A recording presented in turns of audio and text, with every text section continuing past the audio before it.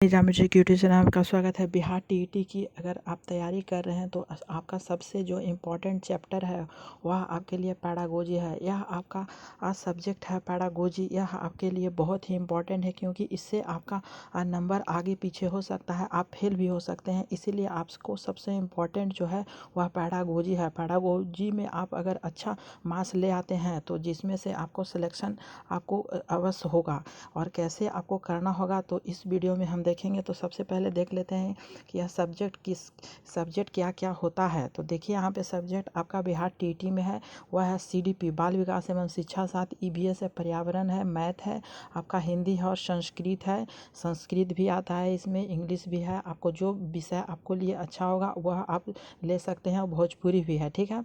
तो आप यह सब्जेक्ट है और जिसमें से आपको 150 नंबर में से आपका 150 में से आपको कितना नंबर लाना है तो आप यह आप पर निर्भर करता है कि कितना लाना है। और आपको निगेटिव मार्किंग का नहीं है इसमें, ठीक है। तो आपको नो निगेटिव मार्किंग है। तो आपने यह देख लिया सब्जेक्ट। अब देख लेते हैं कि पैडागोजी जो सेक्शन है वह आपका 30 मार्क्स का होता है, ठीक है। पैडागोजी सिर्फ 30 मार्क्स का होता है, जिसमें से आपका मैथ पैडागोजी 15 मार्क्स का है, ईवीएस का पैडागोजी है 15 मार्क्स का, हिंदी पैडागोजी है 15 मार्क्स का और संस्कृत पैडागोजी है वह 15 मार्क्स का, ठीक है। जिसमें से आपको वह पैडागोजी तो आपका 30 मार्क्स का है ही, और यह सभी मिलाकर आपका कितने मार्क्स हो गया तो यह 90 मार्क्स का हो गया, ठीक है।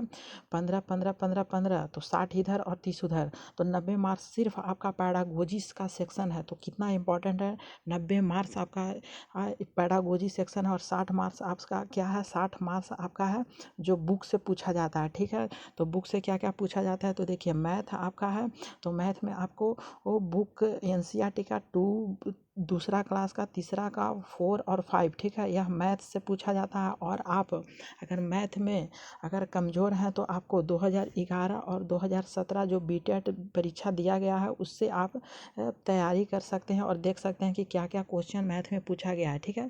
तो 15 मार्क्स मैथ में पूछा जाता है। और ईवीएस में पूछा जाता है क्या, तो ईवीएस में आपका 15 मार्क्स पूछा जाता है। वह एनसीईआरटी आपका बुक है कितना, तो 3 एनसीईआरटी का बुक है, 4 है और 5 है। यह एनसीईआरटी का ईवीएस का बुक है, आप यहाँ से ले सकते हैं, जिसमें से आपको 15 मार्क्स मिल सकता है, ठीक है। तो यहाँ से हो गया। और हिंदी में आपका है गद्यांश और पद्यांश, ठीक है। हिंदी में आपका गद्यांश और पद्यांश पूछा जाता है, संस्कृत में गद्यांश पद्यांश 15-15 मार्क्स का पूछा जाता है, ठीक है। तो यह 60 नंबर का आपका यहाँ से पूछा जाता है, जिसमें से आपको पैडागोजी हमने 90 मार्क्स बता दिया और 60 इधर से हो गया, तो 90 और 60 कितना हो गया, 150 मार्क्स हो गया, ठीक है। अब देख लेते हैं विषय पैडागोजी का। तो देखिए पैडागोजी में सबसे जो इम्पोर्टेंट आपका विषय है वह सभी इम्पोर्टेंट विषय है, क्योंकि 2017 में से आप मिला सकते हैं कि क्या क्या आपका सब्जेक्ट पूछा गया है। तो यहाँ से आपको सभी में एक एक मार्क्स को मिलने को देखा जाएगा, ठीक है। तो देखिए सबसे जो इम्पोर्टेंट आपका है वह आपके लिए है क्या, तो यह आपके लिए है, यहाँ से देखिए जीन पियाजे, कोहलबर्ग और वाइगोस्की, यह आपके लिए बहुत ही इंपॉर्टेंट चैप्टर है। इससे आपको 10 नंबर का मार्क पूछा जाता है, ठीक है। तो आप एक एक मार्क्स सभी से आप देख सकते हैं आपको पूछा गया है। और यह चैप्टर आपका खंड का है, ठीक है। और खंड खा में देख लेते हैं। तो देखिए समावेशी से एक प्रश्न पूछा जाता है, जिसमें से आपको सभी में से एक एक प्रश्न यहाँ से पूछे जाते हैं, ठीक है। उसके बाद है आपका अधिगम और अध्यापन, यहाँ से भी पूछे जाते हैं, जो आपका एक एक मार्क्स का पूछा जाता है सभी से, ठीक है।